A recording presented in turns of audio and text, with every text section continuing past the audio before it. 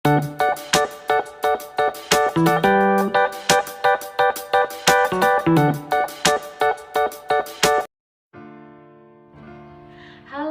shalom adik-adik sekolah minggu. Kembali lagi bersama Kak Heni di sini. Nah, adik-adik, hari ini Kak Heni ingin memperkenalkan satu buku nih untuk adik-adik semua. Apa sih bukunya, Kak? Nah, ini adalah buku tanpa kata. Buku tanpa kata ini ada cerita menarik di dalamnya loh, adik-adik. Mau denger gak ceritanya? Nah, langsung saja ya Kakak ceritakan ya.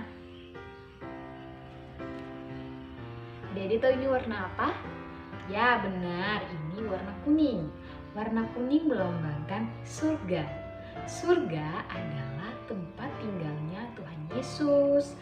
Surga adalah tempat tinggalnya orang-orang percaya. Nah, adik-adik tahu kan siapa Tuhan Yesus? Ya, Tuhan Yesus adalah Tuhan yang menciptakan langit dan bumi. Tuhan yang menciptakan adik-adik dan juga Kak Heni. Nah, adik-adik, Tuhan kita kudus loh.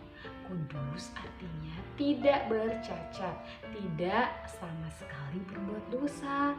Nah, adik-adik, karena itu tempatnya Tuhan Yesus itu di surga. Karena Tuhan Yesus kita adalah Tuhan yang kudus. Nah, adik-adik, sayangnya kita semua tidak bisa masuk ke surga. Adik-adik dan kakak, kita tidak bisa masuk ke surga loh adik-adik. Kenapa demikian? Karena ini adalah warna hitam. Kenapa kita tidak bisa masuk surga? Karena kita ditutupi dengan dosa. Warna hitam melambangkan hati yang gelap, melambangkan dosa manusia. Tuhan kita kudus, karena itu Tuhan tempatnya di surga. Karena kita penuh dengan dosa, makanya kita tidak bisa berada di surga adik-adik. Contoh-contoh dosa nih apa aja, ada yang tahu? Nah, contoh-contoh dosa nih seperti mencuri, berbohong, melawan orang tua, malas, itu adalah contoh-contoh dosa. Kalau ada dosa, maka kita tidak bisa masuk ke surga adik-adik bersama Tuhan Yesus. Nah, apa sih solusinya Kak? Apakah kita bisa masuk surga? Nah, adik-adik, ini adalah warna merah. Warna merah melambangkan darah Tuhan Yesus. Dosa menghalangi kita untuk masuk ke surga bersama Tuhan Yesus. Namun, kita mempunyai Tuhan yang penuh kasih, Tuhan yang luar biasa. Tuhan kita dari surga datang ke bumi menjadi manusia demi untuk menebus dosa-dosa kita, dosa-dosa adik-adik dan juga Kak Heni. Nah, Tuhan Yesus berani berkorban untuk kita adik-adik. Tuhan Yesus mau untuk dicambuk, Tuhan Yesus mau untuk disiksa, Tuhan Yesus mau untuk disalibkan. Kenapa? Karena Tuhan Yesus mengasihi kita. Karena pengorbanan Tuhan Yesus itu, makanya adik-adik dan Kak Heni dapat ditebus dosanya. Nah, kita tuh bersyukur punya Tuhan yang luar biasa. Nah, adik-adik, ini adalah warna putih. Warna putih melambangkan hati yang bersih. Karena Tuhan Yesus telah mati di kayu salib untuk menebus dosa-dosa kita, karena itu dosa kita telah disucikan. Dosa kita sudah menjadi putih. Tidak ada lagi dosa karena sudah dibersihkan oleh Tuhan Yesus. Hati kita yang hitam, yang gelap, penuh dosa telah diputihkan menjadi hati yang suci, hati yang bersih.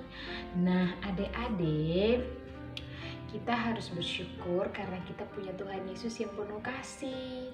Adik-adik mau kan masuk surga? Nah, kalau adik-adik mau masuk surga, adik-adik harus berdoa minta ampun kepada Tuhan Yesus atas dosa-dosa yang sudah kita lakukan.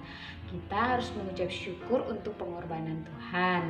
Nah, adik-adik ikuti Kak Heni berdoa ya. Mari kita berdoa. Terima kasih Tuhan Yesus untuk pengorbanan Tuhan Yesus. Terima kasih Tuhan Yesus. Tuhan Yesus sudah mengasihi saya.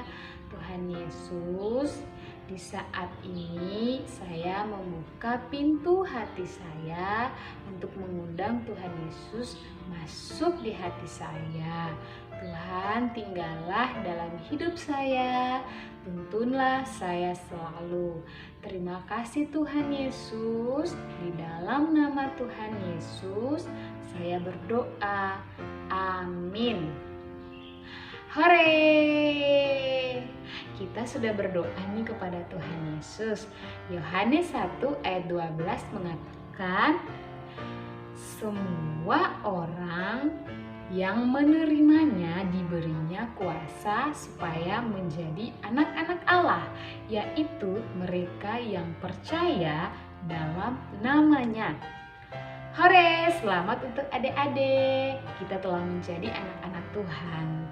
Tempat anak-anak Tuhan adalah di surga karena kita telah dimenangkan oleh Tuhan Yesus. Warna hijau melambangkan pohon kehidupan. Pohon kehidupan artinya hidup yang selalu bertumbuh di dalam Kristus. Nah, adik-adik, kan kita sudah menjadi anak-anak Tuhan.